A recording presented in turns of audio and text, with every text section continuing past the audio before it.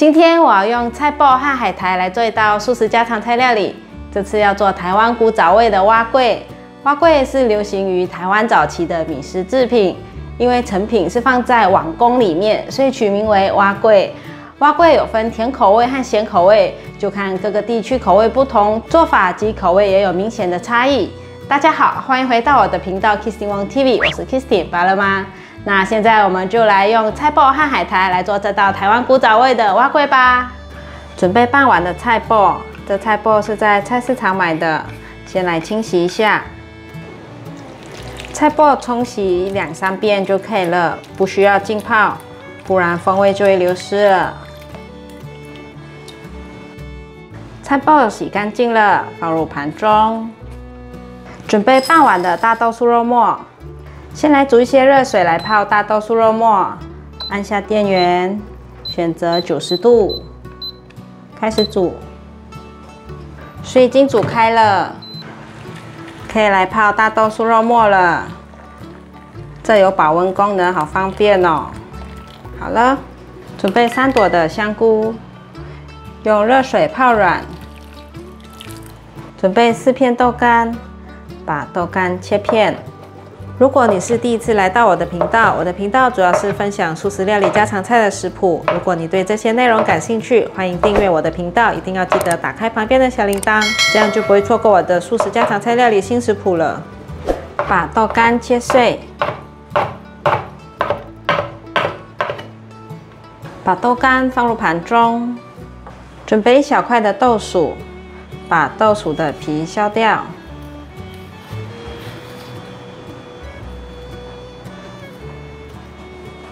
把豆薯切片，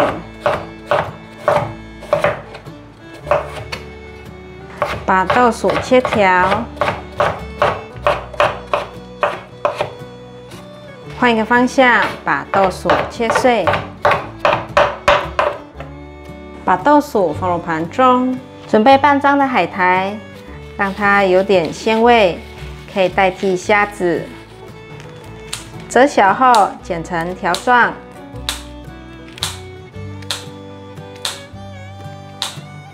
再把它剪得更碎一点。你也可以用海苔粉代替，因为我们家里刚好有海苔，就直接用海苔剪碎。可以了，香菇泡软了，把香菇挤干水分。现在来切，把香菇切条，把香菇放入碗中。大豆酥肉末泡软了。你们看，水很浑浊，要把这些豆腥味挤掉，再冲洗个2次就可以了。我已经清洗2遍了，现在把它剪得更碎一点，就稍微剪一剪就可以了。它本来就已经很小块了，可以了。准备1颗芹菜。把芹菜的叶子挑掉，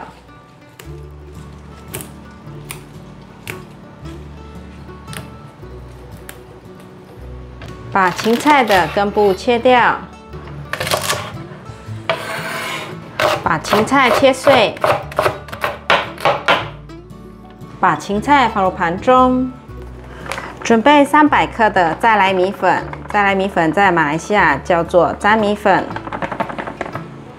50克的莲藕粉，加入600 cc 的水，分成2次放入，一面倒一面搅拌。1/4茶匙的玫瑰盐，半茶匙的油，把所有调味料搅拌均匀。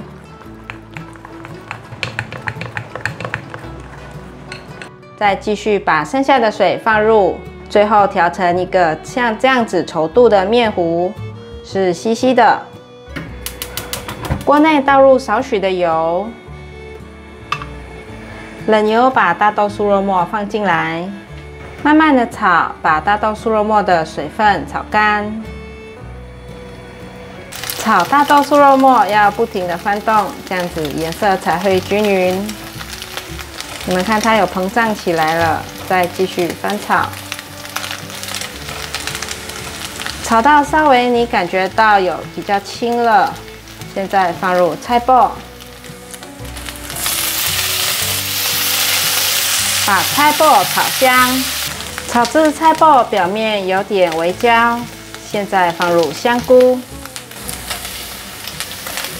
快速的翻炒，大约略炒一下，放入豆干。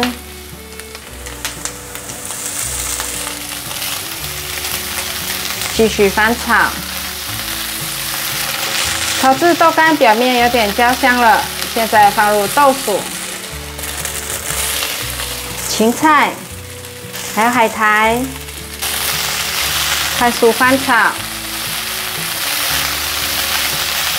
豆腐可以增加脆口的口感。大约略炒一下，可以来调味了。 2汤匙的酱油从锅边呛入，香油半汤匙，1茶匙二砂糖，白胡椒粉1茶匙，1汤匙的素蚝油，放入200 CC 的过滤水，把所有食材炒香炒匀。 炒至酱汁滚了，起锅前来一点花椒粉，翻拌下。哇，好香哦！所有味道都融合在一起了。关火起锅，把炒好的馅料盛盘。 这样一道也可以拌饭拌面。 现在我们来去煮蛙桂，用回原本的锅子，开小火，把调好的粉浆搅一搅，缓缓的倒入锅内。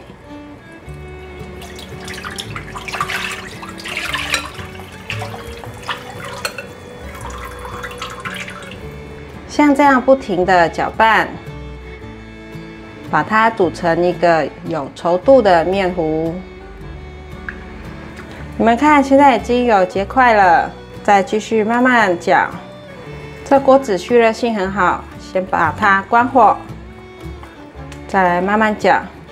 锅子还有余温，可以了。现在把它装入碗公里面，把它装入碗中，压一压，取一匙馅料。 放在蛙桂上面，放一些冷冻的绿花椰菜米，你也可以用毛豆。我们家刚好有绿花椰菜米，就用这个。把蛙桂放入蒸笼里面，刚好这一份量做4碗，准备拿去蒸。蒸锅中倒入水，盖上盖子，把水煮滚。水已经滚了。 把蛙桂放进来蒸，盖上盖子，转大火蒸25分钟左右。蛙桂在蒸的时候，我们来煮一下花茶。先天想做菊花茶，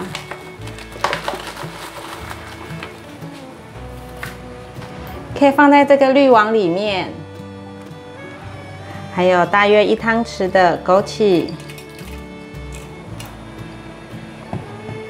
还有红枣，我放了8颗。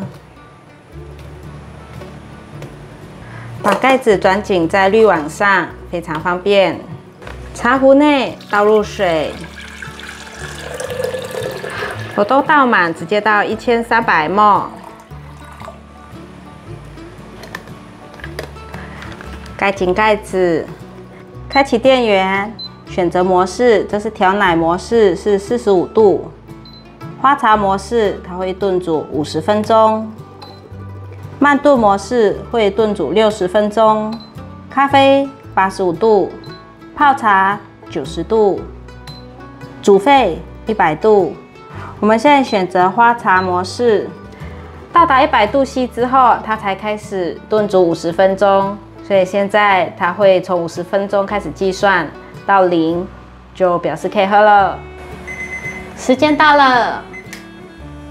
关火，蛙桂完成了，取出来。咸香的素肉馅料和创意的绿花椰菜米，还有软 Q 好吃的蛙粿，真的太好吃了！